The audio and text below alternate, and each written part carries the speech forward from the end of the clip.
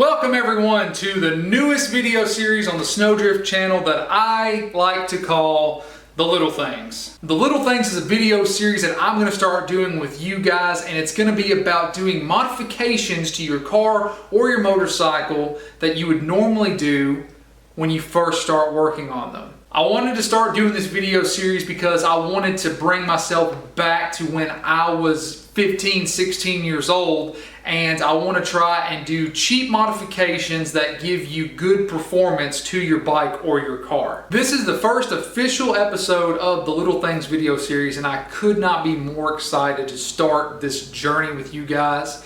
The first episode is going to be on the RSX, and what is the first thing that every single 15, 16-year-old does to their sports car or any vehicle when they first get it? 12 seconds later. That's right, you guessed it. The video title definitely did not help you at all. It is a cold air intake. Now, the reason I wanted to do a cold air intake on the RSX is for two reasons. One is that it's the first thing that anyone would try to do when they first start working on their car. Two, it's something that I need to do, and I'll explain to you why. I've had my car tuned before. My tuner literally told me this intake is too small.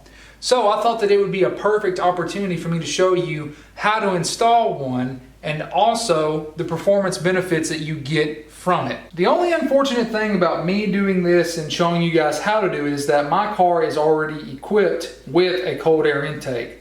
But this is what I have, and this is the only way that I can show you guys. So for this job, you're probably only going to need a screwdriver because most factory intakes are only held together with the same material that cold air intakes are held together with. So I'm going to undo the clamp that's holding the silicone joiner to the throttle body, and that should be plenty loose. You shouldn't have to disconnect your battery for this type of job, but it's also not a horrible idea to do so. And you also need to disconnect your any electrical connectors that may be connected to your cold air intake. And then once that's done, you should be able to just slip this off. So now that we've got the cold air intake off, we're going to measure the actual pipe diameter, and the diameter of the throttle body on my particular car on a standard K series, it's going to be 62 millimeters, which equates to about 2.5 inches, maybe a little less than that. And so we're going to measure the diameter of the cold air intake and the silicone joiner. So get out your trusty measuring tape or dial calipers if you have those as well. The silicone joiner is about 2 3/4 across, which is pretty good. I mean, that's adequate. That's the same size, if not bigger than the throttle body, so there's that. And the diameter of the intake is roughly, it's just under 2 5/8. So you may be saying to yourself, SnowDrift, 2 5/8 is bigger than 2.5. Well, you would be correct. But the issue is that you also want your cold air intake piping to be as large as possible. Because if you start out small and end small, but the bigger the intake, the better torque that you'll have, in theory. It's kind of like how velocity stacks work. It's you want to start out big, and even if you end up going smaller, you still get more volume of air. So that's what we want to do. That's our goal here. So we're going to hop over to our favorite website of eBay, and let's give ourselves a rule here. We're going to look for an intake that a 16-year-old would find attractive and also could afford. So I'm not going to say let's find the cheapest intake that we can. Let's give ourselves a budget of 40 bucks or less. We should be able to find a pretty decent intake for 40 bucks or less. That is, you know, a couple yards of grass cut, just a, you know, like a little summer job that a teenager would have, or working at the grocery store or whatever. So 40 bucks or less, you know, can't go over $40, including shipping. So it's got to be free shipping, or it's got to be less with like 10 bucks shipping or whatever. But most people are going to choose free shipping. So let's go in the house and see what we can find. And let's see, we're going to do 2005 RSX Type S CAI. Let's see what we come up with. Just a basic search. This is what any normal teenager would probably do. Performance short ram intake, top results. This one's too much, that one's too expensive. Let's see here. Scroll down just a little bit. Brand new performance short ram intake kit. Polished 6061 aluminum tubing, that's pretty good. 3-inch, 76.2 millimeter diameter piping. That is bigger than what we have, considerably bigger. Pretty much a whole half-inch. So that sounds pretty promising. Oh, there's one for 205. I bet that one would give us some good horsepower. Oh, 274. All right, let's do this. Let's do this. Let's just go with intake. There we go. That's more like it. All right, so I've narrowed it down to 2. This one right here has got free shipping for $39.99, and it's coming from California. But then we got this one with free shipping for $39.98, same price, 100% buyer satisfaction, pretty much the same as this one, but it's shorter. But guys, it's carbon fiber. I mean, how can we pass that up? I mean, come on. They're both 3-inch tubes. The only difference really is the length. Like this guy right here, I just don't know about it. I don't know. That's pretty daggum short, if I do say so myself. I mean, I know it'll most likely fit, but this one right here is much, much longer, and something just tells me that it would probably honestly give us more of a performance increase. It's definitely a tough choice to make. But carbon fiber? Oh man, I don't know, boys. What do you guys think?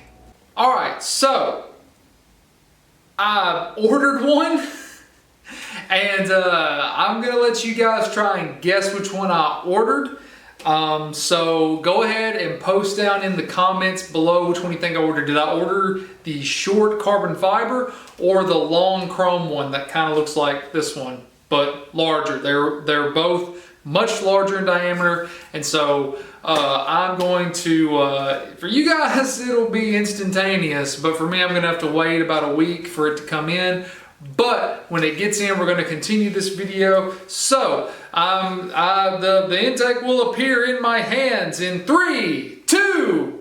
What's going on, you guys? Welcome back to the same video that you were watching at one point in time. I have no idea where I left off. It's honestly probably been about a week, but I've got the cold air intake that I ordered off eBay in, and we're going to continue the little things episode 1 video series thingamabob that I'm trying to do. So what you got to do is you got to get a knife, get the box cut open. That's going to be with any intake probably, and I don't remember where my box cutters are.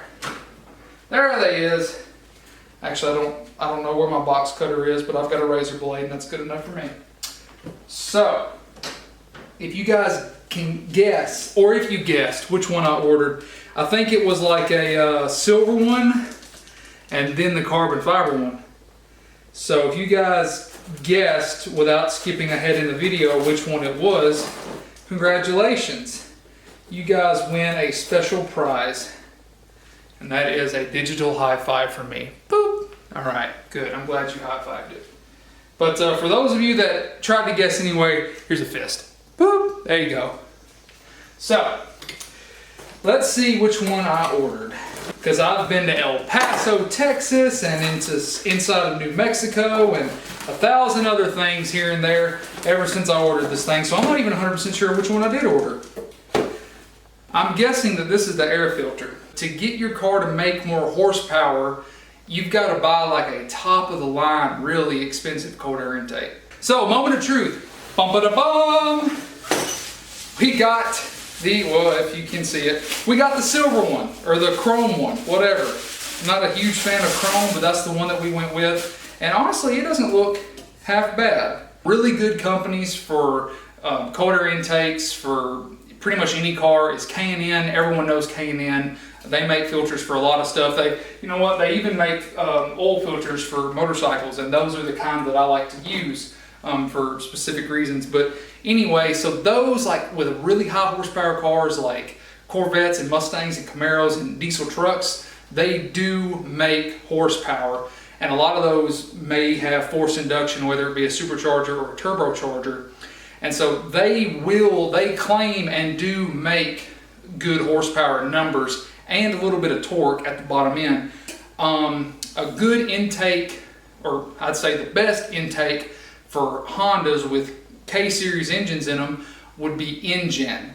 And they are like, you know, the renowned crown king of the best intake, true cold air intake systems for vehicles with K-Series engines in them. They do make power. There are dyno sheets all over the internet. You can look them up. It's true.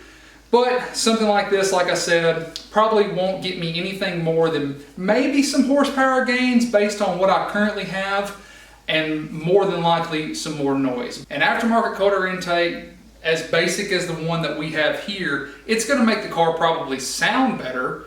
For my case, it's got a pretty small pipe on there right now, and it's pretty short.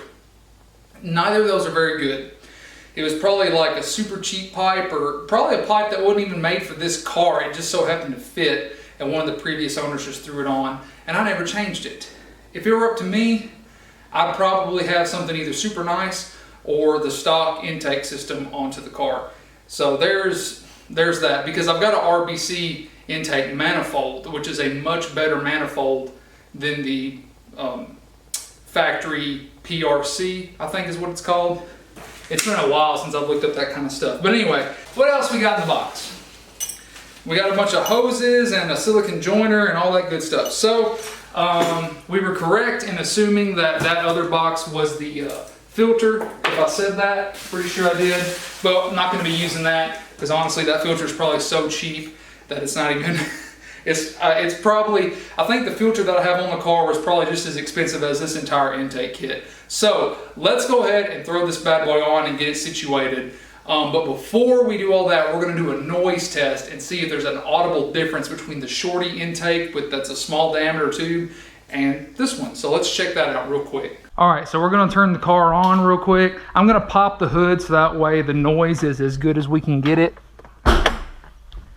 or at least maybe it'll be a little bit more audible to the camera, because it's not going to be as noticeable through the camera as it would be if you were actually standing here listening to it, but we'll see.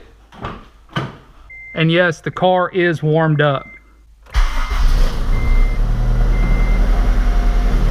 As you can see, the car is definitely warm. Maybe you can see that. I hope you can.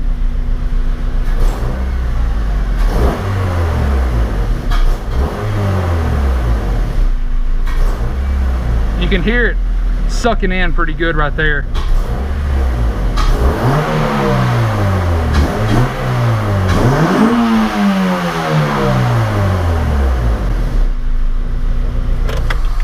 All right, so that sounds, you know, pretty good. That doesn't sound half bad, but we're gonna go ahead and take out this shorty pipe and put in the new one, and we're gonna see how well it sounds. And maybe we'll feel a little bit of a performance difference too, if we're lucky. So let's get started. Now, I do want to mention that this is going to be a little bit different depending on what you're working with. Some of you may have an OEM intake or cold air intake, and that's cool. This whole process should still be relatively the same, but there's a few more steps that you'll have to do, and I'll try to explain a little bit of what you may have to go through if you do have to deal with something like that. For example, there's a bracket that bolts to the back side of the transmission, and you have to take that off. And really, that it's like weight savings more than anything, because you don't want to leave it on. There's no point. It won't do anything after you have a cold air intake on. So little things like that here and there. And it probably isn't a bad idea. Disconnect your battery when you're doing this. So I'm assuming that, hang on, I'm gonna set up a table real fast. Perfect. Probably should have done this sooner. That's all the old stuff, and I'll need to remember to get that. Where's my razor blade? There's my razor blade. Come here. Come here, little razor blade. I wonder if this will even fit. Oh boy. Okay. Well, I wonder if this fits in there. Oh, this isn't good, boys. This isn't good.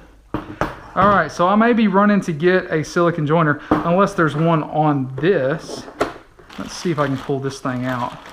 Yeah, see, look at this. Oh my God. Look, it's got a wire hanging off of it. Yeah, not using this. So I may have to run and get a silicone joiner real quick, you guys. Yeah, we'll see. So my air inlet temperature fit in there perfectly, which is really nice. I like that a lot. Oh yeah, that's gonna work out great. I just need a little bit of lubrication. Perfect, now I just need a bolt to stick in there to cap that off, and then that'll be good to go. Then I just gotta figure out a way to cap off the other one. But I think I've got a pretty good idea on how to do that. Perfect, so that one's capped off. And now we just gotta slide this on here, cut a little bit of this off, and then shove a bolt in there to cap that, and then we should be good. So this is just temporary. I'm actually gonna go get some actual plugs. I just wanna keep any pirate air from coming in, but if I can get this silicone joiner to fit, then we'll be good to go. And if I can't, I'm gonna have to go get caps anyway. Actually, no, I think I'll be able to stretch it. Yeah, yes, oh wait, no. Yes, no, I think I'm gonna be able to do it. I think I will be able to get it on. Oh wow, the radiator hose is like unbelievably hot. Actually, it's perfectly believably hot. All right, cool, so I got that on, miraculously. I really like this silicone joiner actually because it got all the way on the intake, the actual manifold. I don't wanna get that too tight. I don't want it to actually cut, but it's not coming off, so that's a good sign. Okay, so now that we've actually got everything to work somehow miraculously, I'm gonna slip the other clamp on here, not tightening it up or anything. And this is what I've been waiting for. This is the moment of truth right here. This is what we had, and this is what we're going to. Look at that. That is, man, that's insane. So, like, just, it's too small. Like, that's insane. Why would anyone put that on there? Okay, so I finally got the intake filter on there. I had to make some modifications. If you can see in there, I just had to trim that third boot just a little bit. I was kind of in an in-between spot, but I got it on there. It's on there good. Well, I guess we could clean it up just a smidge, couldn't we? Why not, right? Probably is close to time for a new filter anyway. I just really don't want to use this one. I couldn't really tell you why. I'm just afraid of how cheap it is, and I don't know. I mean, it's, for all I know, it may be made by the same people that make Spectre and K&N. Literally for all I know, I have no idea. But I'm gonna avoid using it for now. See, this line right here is supposed to connect in here. Oh no, my light died. Awesome, okay. All right, what were we doing? Oh yeah, we were trying to put this on, and it wasn't going my way last time I checked. Looks like I'm gonna have to take this off. Not something I really wanted to have to do, but for the sake of the video, I'm gonna do it. I need some pliers.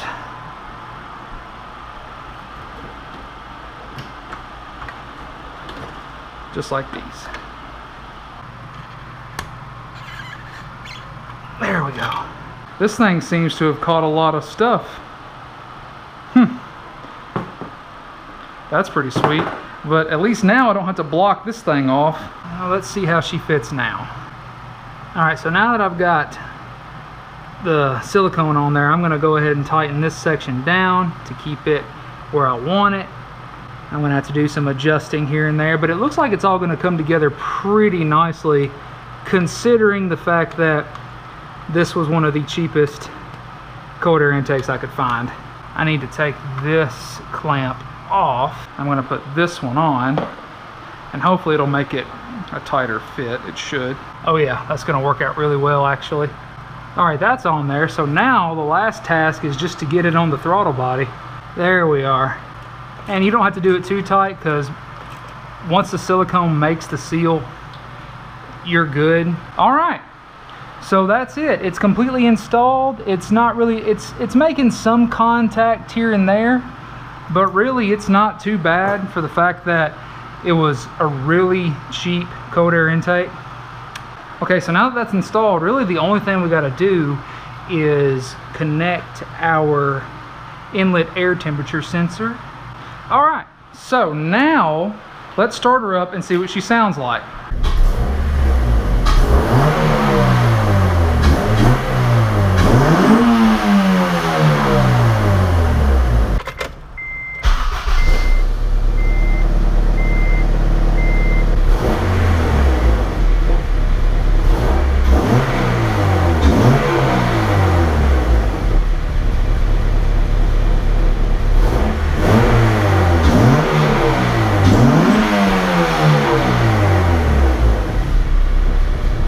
I think it sounds better, honestly. I think that sounds pretty good, you guys. Compared to this one, for sure, I think it sounds much better. Before we take it for a ride, I just want to give some thoughts about it. Number one, would I recommend it? Yes, but only if you're on a budget. This same process can be done with a more expensive intake, like with an engine or an AEM or a K&N or whatever. But everything probably lines up better. Everything probably fits better. This right here is great. Like I said, if you're on a budget, it will work. At the end of the day, really the biggest issue is the connection point between this section and this section.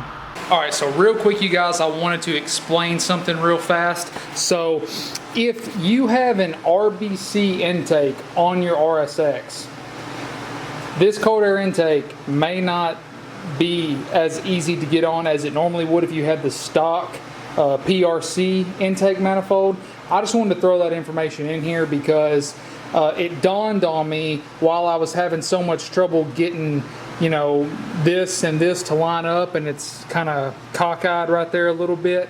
If this was the PRC intake manifold, then it would probably be lined up perfectly. So just keep that in mind if you have an RBC intake manifold, which I don't blame you if you do. It's a fantastic Honda manufactured intake manifold that will bolt right up to an RSX. But just keep in mind that if you do, cold air intakes may be problematic to bolt up. Now, this one will work. It absolutely will work, and there's not an issue with the way that it's mounted up or anything. But I didn't think about that at the time of ordering it, so maybe ordering one for a newer model Civic, like an 08-ish Civic Si, that one may fit better. So keep that in mind. If this bung was moved up another inch, there wouldn't have been a problem. So take that with a grain of salt. Also, I really wish that the pipe would have fit better inside of the air filter, but they do provide you with this, which fits perfectly. It's just, like I said, I just didn't want to use this one for my own weird reasons. So take that, like I said, with a grain of salt. It does work, it will work, and let's go take it for a test drive and see what we think.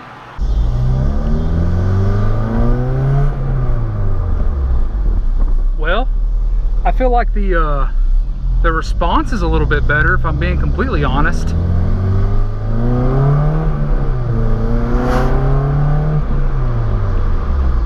I mean, not trying to talk it up or anything, but honestly, I do feel like it made a little bit of a difference.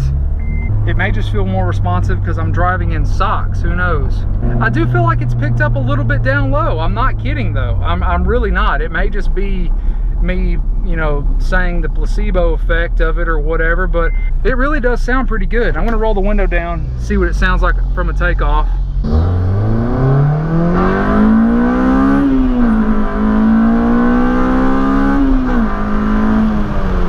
Wow, I think it sounds pretty good too. And that's kind of what I thought it would do. I thought it would sound better more than anything, but I really do feel like it picked up a little bit down low.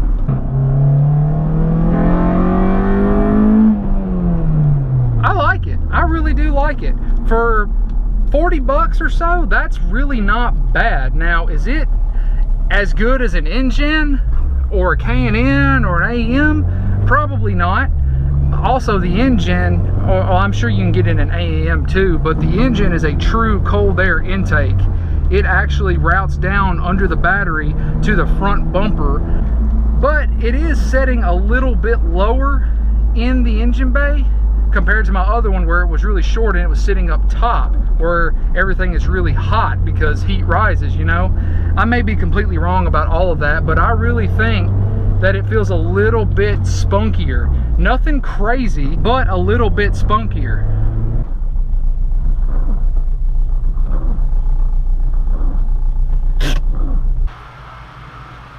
Wow, I'm good. But overall, I think for the money, it's perfect. It didn't give me any issues with the throttle cables or anything, and I may do a few odd end things here and there to make it work a little bit better in the engine bay, but it works and I can drive the car and it's not going to give me any issues, I don't think.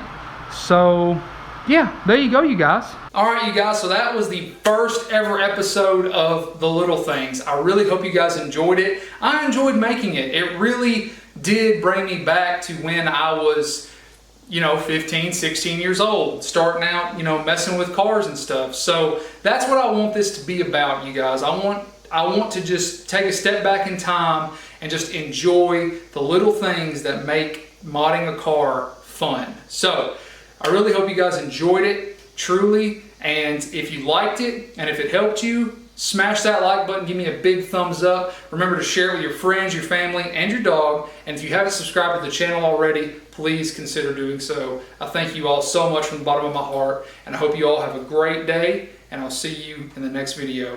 Take care, have a great night.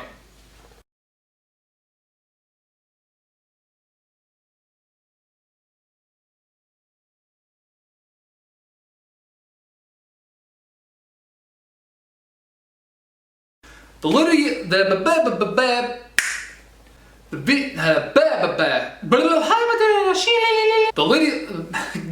I can't get it.